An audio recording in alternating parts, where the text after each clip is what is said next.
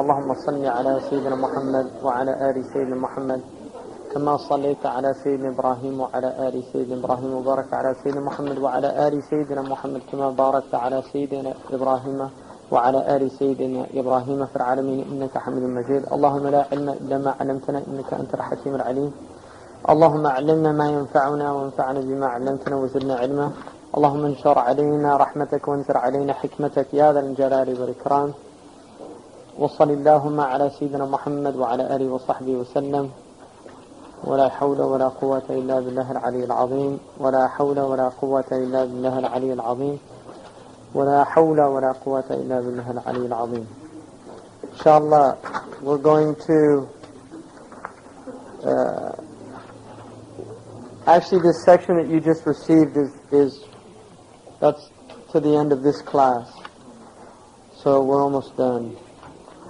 And in terms of the second half of the book, the second half, I mentioned that last night for some people, it deals with the opposite. After dealing with the diseases of the heart, it deals with ornamenting the heart with the states and stations of certainty. So, inshallah, I'm going to do that next, after in February, starting. We looked at fakhar and kibrun, and these are serious illnesses of the heart.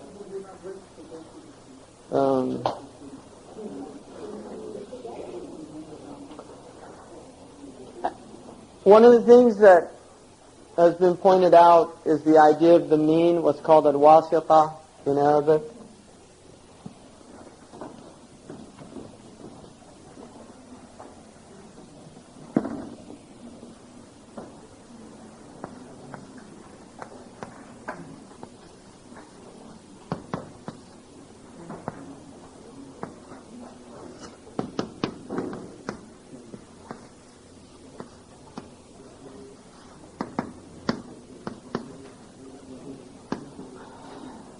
Al-wasita is the mean.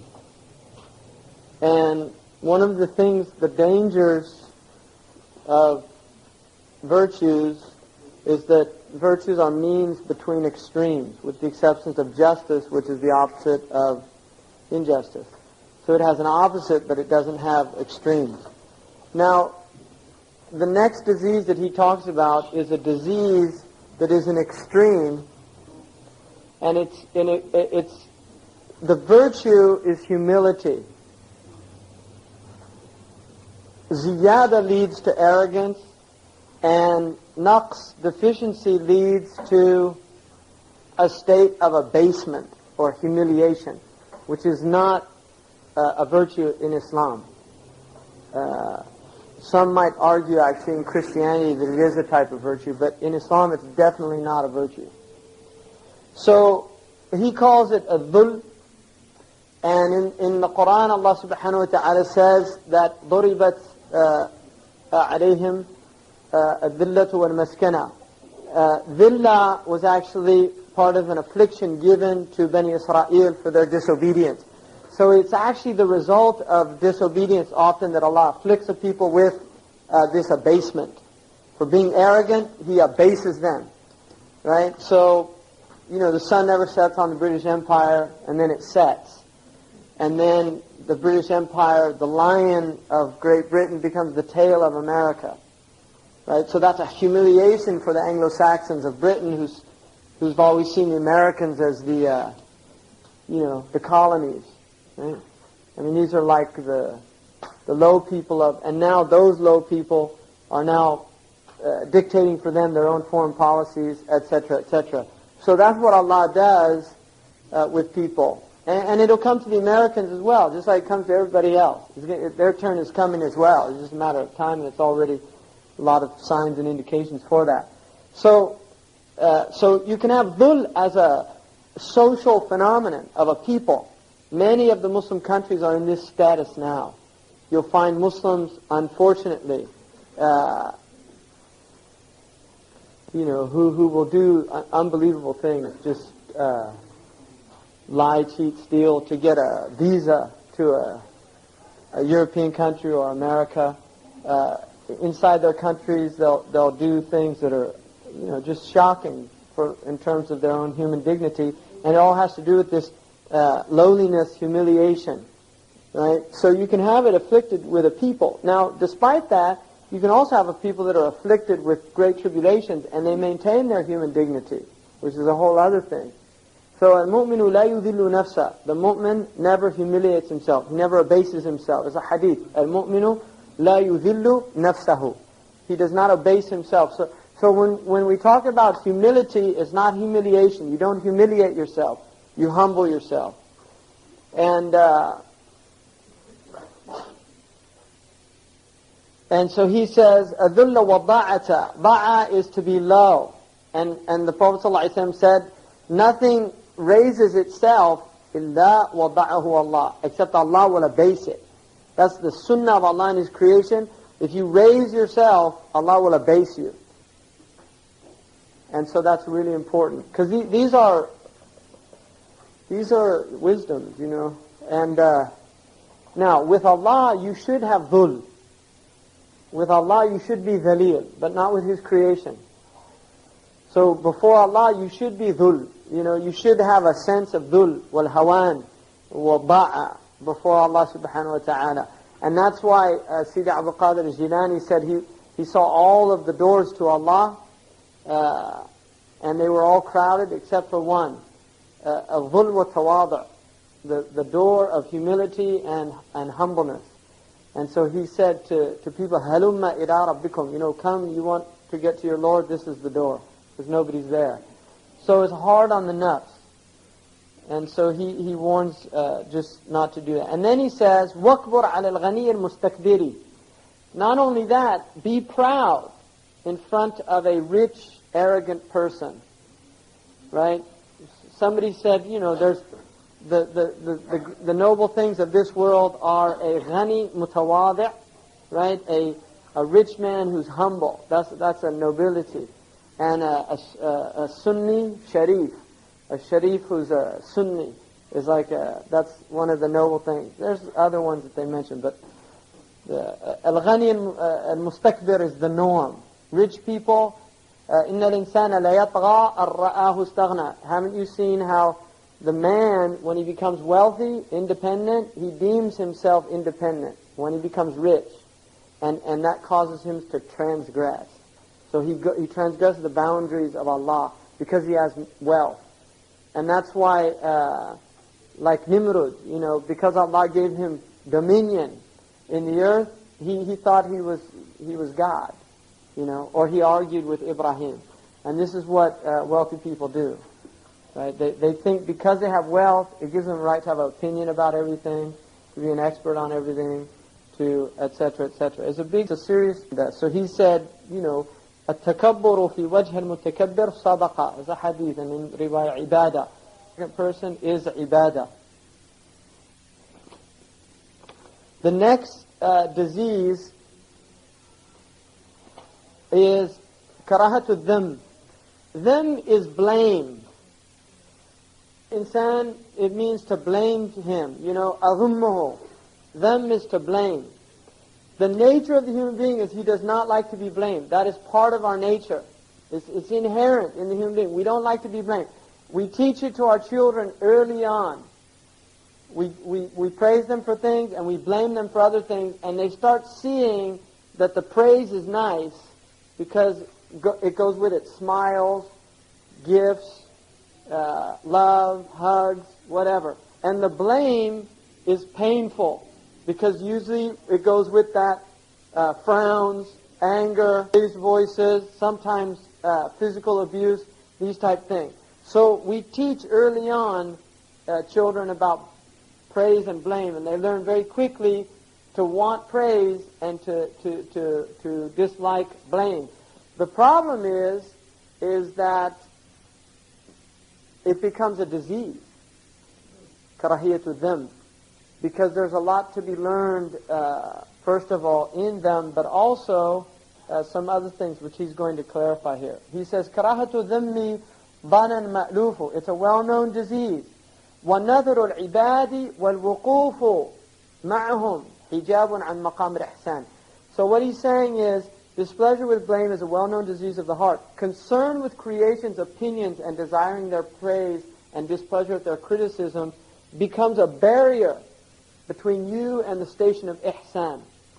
Because what you start doing is you start doing your actions in order to be blamed or praised. And one of the things in the Seerah class, Sa'ad ibn Mu'adh, radiallahu anhu, when they bring him to do, the Prophet says to the Aus, will you accept, because the Bani Qurayza were confederates of the Aus. And because the Khazraj got Bani Nadir off the hook by the intercession of Abdullah bin Ubay, the Aus want to get the same for Bani Qurayza.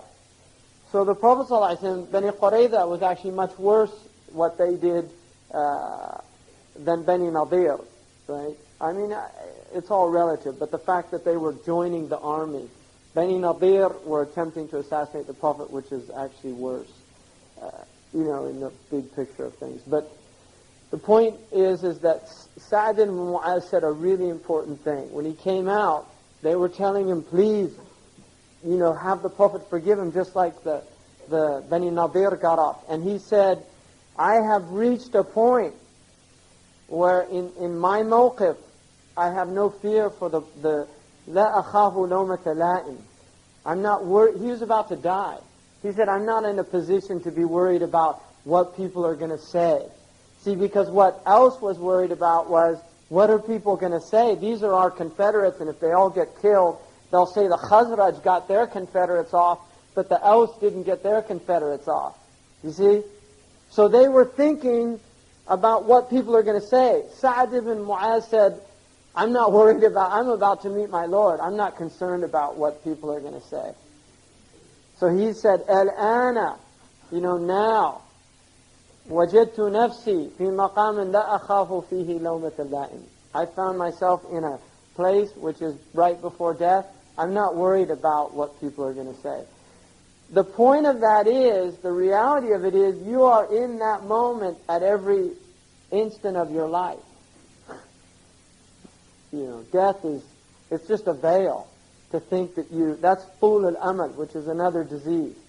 It's a veil from Allah to make you think, oh, I'm going to, be around. It's a complete illusion. You have no guarantees whatsoever. And so what this is saying is, ihsan, that's where Sa'ad was. He was in maqam al-ihsan. All he could see was Allah. He wasn't concerned about creation.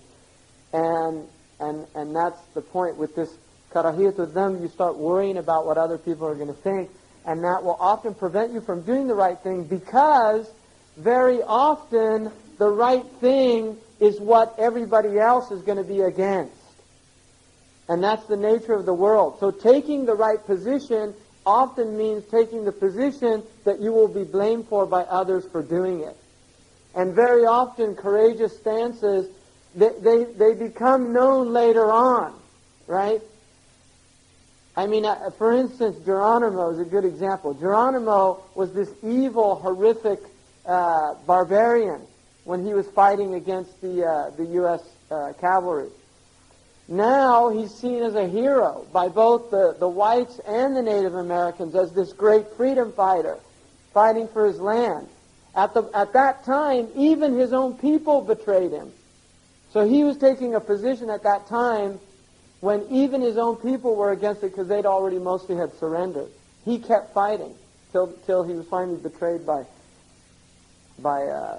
people around him. But the point is that, people like Malcolm X, another example. See, Malcolm X, once the enemy even co-opts, and this is what they'll do, because then the enemy will praise him, because he's no longer a threat now. Enough time has passed where he's no longer a threat, so we can co-opt him now. Right? And this is what they'll often do. But at the time, he was taking positions in a society where everybody was against him. You see? And then later, when society maybe catches up or whatever, or he's no longer, then they can say, but at that time, had he worried about them, he wouldn't have been able to say the truth. And that's what people, that's what happens when people are concerned with what other people think. They're not able to take those positions that are courageous, for the very reason that they're unpopular and they're ones that you'll often be attacked for. And then he says, overcoming that barrier, so getting beyond that is through the realization that there's no benefit or harm. Again, this is, if you notice, this is often a cure for a lot of these diseases, is really recognizing Allah, two names of Allah.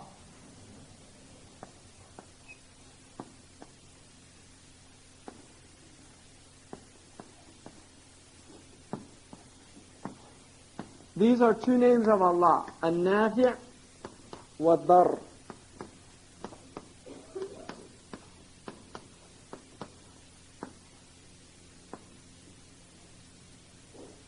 Nafi' is the one who benefits, and Dar is the one that harms. And those are attributes of Allah, and no one else has those attributes. No one. No human being has those attributes. It's only Allah that can benefit, and it's only Allah that can harm.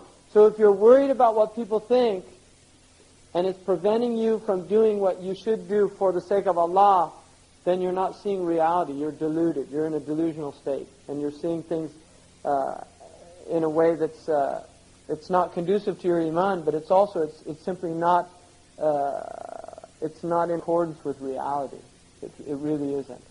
So that's what you have to realize. All of us have to realize is Allah is the only one that can harm or benefit us, which is why the Prophet ﷺ said to Ibn Abbas radiallahu anhu, when he told him, he gave him some advice, he said, إِذَا اسْتَعَنْتَ فَاسْتَعِنْ بِاللَّهِ, when you seek help, only seek help from Allah. وَإِذَا سَأَلْتَ فَاسْأَلِ اللَّهِ, and if you ask, only ask from Allah. And then later he says that you have to know that even if all of creation got together to harm you, they couldn't harm you except with what Allah decreed for you. And if they got together to benefit you, they couldn't benefit you except with Allah, what Allah has decreed for them to benefit you for. So creation can't do anything to you. They can't harm you and they can't benefit you. Now this obviously does not mean not recognizing the asbab and saying, oh, well, you know, and go. The Prophet ﷺ on the Battle of Uhud wore 2 chain coats of armor. These are asbab. Now he knows more than anybody else there's no harm and there's no benefit from Allah, except from Allah. But that doesn't negate using the intellect and recognizing we are in a world of asbab. Right? And also this means also diplomacy. Because sometimes, like the poet said, I said the truth, but not the truth shouldn't always be said. So that it's discreet and it's intelligent not to say the truth. You have to look and see things. I mean, I know a friend of mine, who's Libyan, with a Libyan delegation that was in Iraq, and they were at this big thing. And he was an Azhari graduate, and you know, and they were all like toasting, and one of these shayateen is making a toast to the Ba'ath party, right? And this Libyan man, he's an older man, you know. He died recently, rahimahullah. But he said, لَعْنَ اللَّهِ حِزْبِكَ وَمَنْ دَعَى لَهُ, and he started cursing. This is a big, they were official delegation. He said, may Allah curse your party and curse anyone that prays for it, and curse. The Christians that were there with him, they suddenly thought, this is it, you know. And they start telling him, you know, he's he's got some screws loose, and we brought him along. He's, you know, a good family and everything, but don't pay any attention to him. And they, you know, nothing happened to them. But the point is, I mean, you shouldn't have gone there in the first place, right? There's no reason to be there supporting those people. But that was not really a very sagacious thing to do. Simple as that, you know. So you have to, Allah reward kalimat al-haq amam sultan al-jaya. So Allah reward him. He was a strong man, he's a good man. But the point is that, you know, that you can do that. And the Prophet ﷺ said, he said, أَعْظَمُ جِهَادٍ, the great and the sultan is speaking the truth in front of an oppressive tyrant. That is the greatest jihad. And if you die for it, you know, you're shaheed, there's no doubt. But that's not always called for in certain instances. In other words, if there's benefit in long term, if there's benefit, and this is the nature of الحرب الخدعة, that war is strategy and things like that. So there are situations where you really have to weigh things out, measure things out. That's right.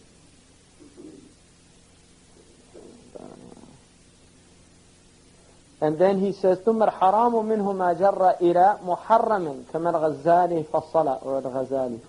And then he said, the impermissible from this disease is what in turn leads to the prohibited, just as Imam al-Ghazali has clarified. So in other words, what is haram from karahiyat al-dham? Because it's a natural thing to not like to be censored or blamed. But what he's saying is haram is what will lead to the haram. So for instance, if you should do amr bil ma'ruf and nahi anil munkar, but you're worried about, what are they going to say, or what are they going to think, or what, and so it stops you from doing an obligation out of fear of lawmat al-la'im, right? The blaming one, the one who blames you, out of fear that you don't do what the obligation. Or you're in a place where you should pray, but your co-workers, you start thinking, what are my co-workers going to think if I ask to go out and pray? Because it's not a very popular thing in America, right? To pray. So you start thinking, what are they going to think? They might talk about me, or they might say that is clearly karahiyat al-dham, where it's not appropriate. And in other words, being worried about having people think badly of you for doing things that are not good things, that is a good thing, and it's a normal thing. All right? So what is haram from this and the disease is those things that will prevent you from fulfilling your obligations. Now, another thing about this disease, which is important, is the fact that real iman does not get established in the heart. According to the tradition of Ibn Mas'ud, لا يؤمن أحدكم حتى يستوي فيه الذم والمدح, until blame and praise is the same. In other words, you're doing it for Allah, and you don't really care what other people think. That is real iman. That when you are doing something for the sake of Allah, and if somebody praises you, big deal. If somebody blames you, big deal. I did it for the sake of Allah, and Allah knows that. And that's what you're concerned with. You're not concerned with the eyes of others. So that's a really important point. The perfection of sincerity. And another thing, just a little sidetrack. One of the things that I learned in West Africa, which was really good, I thought, was one of the things they never do in the desert is they never have little children do displays of like their memorization of Quran, or come on, let's hear you say this or that, and then everybody says ahsanta. They don't ever do that. They don't display the children, and I think that's really a harmful thing for children to do that, personally. Because it leads to a desire for doing these things for praise, and it begins the early roots of riya, and a desire for showing off and things like that. And obviously, there's people that want to show off their children, which is natural. And I think even Sayyidina Umar radiallahu anhu, when Ibn Umar, he was in a gathering and the Prophet asked which tree is like the palm tree, is like the mu'min in the desert. And so they all started mentioning all these different trees. It's amazing, the obvious is often hidden from everybody, because the most obvious thing was the palm tree. And nobody could get it. They're saying, the Talha, the Zainab, all these different trees. And Abdullah ibn Umar was there, and he was thinking it's the palm tree. But he was too embarrassed because there were big Sahaba there, and he was a young boy. Abu Bakr was there, Umar and Uthman, and so he didn't want to say anything. So when he went out, he told, because nobody got it, finally the Prophet told him, and he told Umar, I knew it was the palm tree. And he said, I would have loved for you to have said that. In other words, he would have been proud for his son to have said that, because he's Ibn al-Khattab. The next disease is antipathy towards death, karahiyatul maut. And he says about it, karahatul mauti bihaythu yanfiru minhu wa ya'nafu idha ma yudhkaru hatta ka'annahu bidhawqi kulli nafsin lahu alladhi ata dhu jahli. So he says, antipathy towards death, this dislike of death, having a natural dislike when is when one flees from it and becomes annoyed when it happens to be mentioned, as if he is completely ignorant of Allah's words. كُلُّ نَفْسٍ ذَائِقَةُ الْمَوْتِ. Allah says every soul will taste death. So it's our inevitable end in this world is death, and each one of us will taste it. And so a dislike of death, he's saying, is when one flees from it. قُلْ إِنَّ هَذَا الْمَوْتَ الَّذِي تَفِرُّونَ مِنْهُ فَإِنَّهُ مُلَاقِيكُمْ ثُمَّ تُرَدُّونَ إِلَىٰ عَالِمِ الْغَيْبِ وَالشَّهَادَةِ. Say that this death that you're fleeing from, you're going to meet up with it. تُلَاقِي. You're going to meet it. And then you'll be returned to the knower of the seen and the unseen worlds, and he will tell you, inform you. So death is inevitable, and if you flee from it, or there's people like in this culture, which some people term it a death denial culture. I mean, Muslims, this is less so for Muslims than it is for non-Muslims. Non-Muslims actually will avoid mentioning death. They don't like to talk about it. They don't bring it up in conversation. It's actually considered almost a bad manners to bring up death in this. I had to go get a passport, and I was in the federal building, and I was going up, and there were these two guys. I don't know who they were, but they looked kind of like bureaucrats. And one of them said, "Well, I'm just waiting for that guy to die, And anyway, he's about to drop dead anyway." And the other guy said, "Well, he's pretty sick, isn't he?" He said, "Yeah, he should die any minute, and I'm really looking forward to it." And then the guy said, he said, "Why?" And he said, "Well, it's just going to be nice being in a world without him." And then the other guy said, "Maybe we'll die before him." And he said, "No, he's almost dead. He's and it's interesting. That's a real death denial, where you only see death in terms of illness, or and I'm healthy and I'm young. No, he's in his deathbed. What if we're in Los Angeles and we get an earthquake and suddenly so this is a deep ghafla that people go into about death. It's a deep ghafla. They really don't believe that they're going to die. And if they do, it's just lip service. Oh, well, that's a long way off, which is طول الأمل.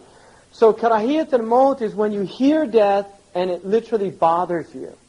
I don't want to talk about that. Let's not talk about that. Let's change the subject. This is depressing. This is morbid. That's not from our tradition. And in fact, the Prophet ﷺ once passed by a group of people who were laughing in a majlis, and he said, خَارِطُوا مَجَالِسُكُمْ بِذِكْرِ هَدَمَ اللَّذَّاتِ. Mix your gatherings with remembrance of the destroyer of pleasures. Right? In other words, it brings a type of sobriety and weight to a gathering that sometimes gets a little too frivolous. Which is not to say people can't enjoy. I mean, you don't want to be morbid and be right.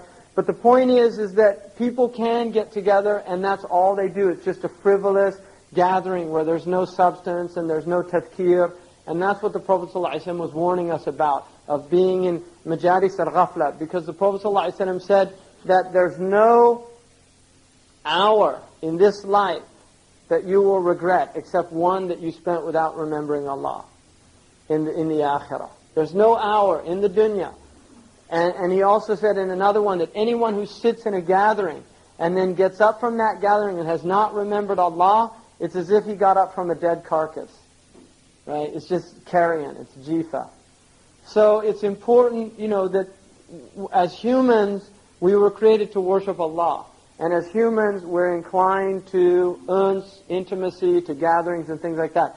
So our gatherings should not just be for pure enjoyment. There should be some purpose, getting together to discuss things of importance to us, things like that. So that's important, to make dua for people, things like that.